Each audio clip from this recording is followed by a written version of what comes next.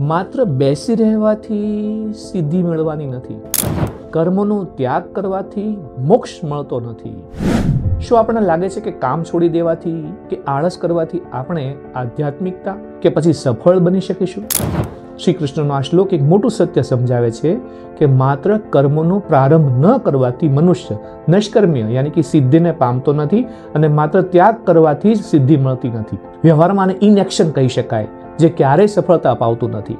શ્લોક છે ન કર્મણામનારંભાત નૈષ્કર્મ્ય પુરુષોશ્નુતે ન ચ સંન્યસનાદેવ સિદ્ધિમ સમધિગચ્છતિ. અધ્યાય 3 શ્લોક 4 શ્રી કૃષ્ણ કહે છે, મનુષ્ય કર્મનો આરંભ કર્યા વગર નિષ્કર્મતા યાની કે નૈષ્કર્મ્ય સિદ્ધિને પામતો નથી અને માત્ર કર્મોના ત્યાગ યાની કે સંન્યાસ માત્રથી પણ સિદ્ધિ યાની કે સફળતા પ્રાપ્ત થતી નથી. તો વ્યવસાય અને વ્યવહારની 3 ટૂંકી શિખામણ છે આની અંદર. 1, પ્રારંભ કરવો અનિવાર્ય છે.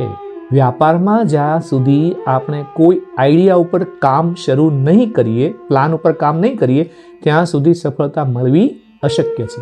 આ શ્લોક આપણને શીખવે છે કે માત્ર પ્લાનિંગ કરવાથી કે બેસી રહેવાથી લક્ષ્ય સુધી પહોંચી શકાતું નથી. બીજી વાત, જવાબદારીઓથી ભાગવું નહીં. મુશ્કેલીઓ જોઈને કામ છોડી દેવું એ કાયરતા છે. આપણને સમજાવવામાં આવ્યું છે કે દરેક પરિસ્થિતિમાં આપણી ફરજ પૂરી કરવી એ જ સાચો માર્ગ છે. ત્રીજી વાત, સાચી પ્રગતિ.